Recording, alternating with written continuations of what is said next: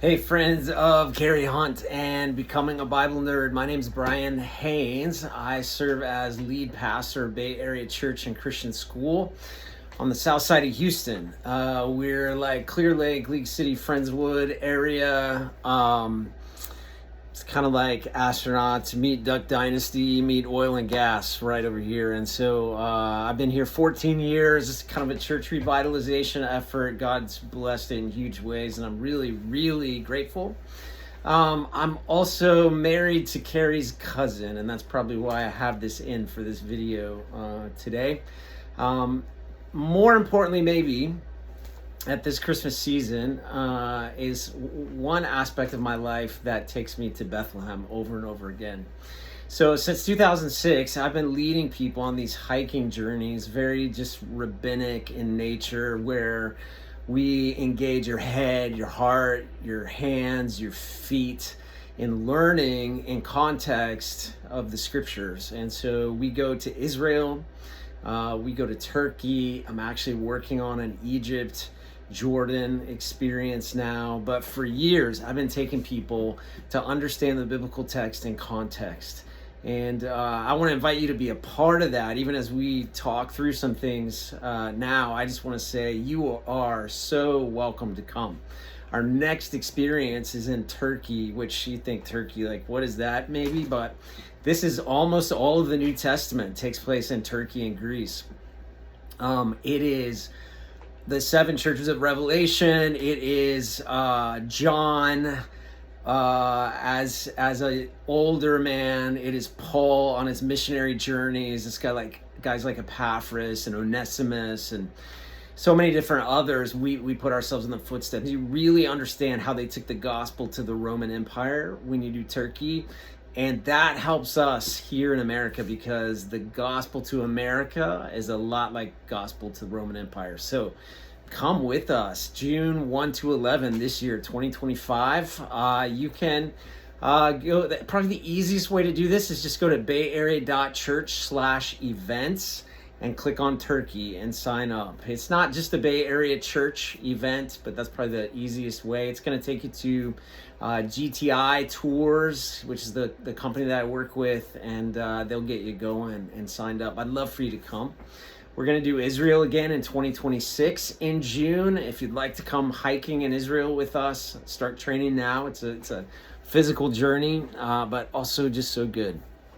So when it comes to Christmas, and I begin thinking about all my trips to Israel, I think about all the times I've taken people to Bethlehem. Obviously, Bethlehem is the birthplace of Jesus. It was prophesied by Isaiah, by Micah, 700 plus years before Jesus was born of a virgin in Bethlehem. And when you go there, you kind of step into that ancient birth narrative, the incarnation of Jesus. And there are a lot of things that stand out to me about Bethlehem. First of all, if you're thinking about the birth of the sovereign, King of the universe, Jesus coming, being born in this manger to a virgin, you would think that would take place in a huge city like Jerusalem, where is the city of peace, and it's huge and bustling, and it seems like it would be the city of this great king. Why wouldn't he be born in there? But he wasn't. He was born 5 miles outside of Jerusalem, in Bethlehem. Bethlehem was small, maybe like even as small as 600-700 people at the time. It's in the Judean wilderness. It's a shepherd's town. That's it. It was a no-name town, except it was prophesied by Micah that this would be the place that the Messiah would be born. When you think about Bethlehem, think about its name, Bet-Lehem. It is the house of bread in Hebrew. And that's interesting because Jesus says, I am the bread of life. So you have the bread of life being born in the house of bread. You can't get any more perfect than that. You have lots of pictures there. Like it is the shepherd's town. You may not know that Bethlehem is the place where the majority of the sheep that would be sacrificed, the lambs that would be sacrificed at Passover up in Jerusalem for the atonement of sin, they were all reared, raised, born in Bethlehem. They were bought from shepherds in Bethlehem. They were taken up to the Temple Mount in Jerusalem from Bethlehem. That's pretty perfect, because the one Jesus that was born in Bethlehem, the Lamb of God that would take away the sins of the world, that would atone for the sins of the world and be crucified on Passover up in Jerusalem, he was born in Bethlehem, in this shepherd's town. But there's one other thing that strikes me. It always has, and it moves me to the core. You know, when you read about Mary and Joseph making that journey from Nazareth to Bethlehem, and they get there, and it says there's no room in the inn, and so they were left to a stable. When you go to Bethlehem, when you realize that stables are not, in that time frame, made out of wood, some kind of like barn in the back that we would think of. You're talking about a shepherd's cave. And when we go to Israel, we kind of stick people in a shepherd's cave so they can experience that. And you know what it is? When it's a safe place, it's covering, but it's also full of dung, because you've had sheep in and out of there, goats in and out of there, and it's just a smelly place. And so when you think about this, so he makes the journey from Nazareth to Bethlehem, Mary the Virgin, Joseph. And they come, and they're kind of offered this shepherd's cave. The word for that in Hebrew is devir. And they go in, and Jesus is born in that cave. And if you think about that in the most practical sense, what you find is that Jesus, the Messiah, the Son of God, what happened that day is he left the throne room of heaven, which has to be the most majestic place in the cosmos, and the throne room of heaven.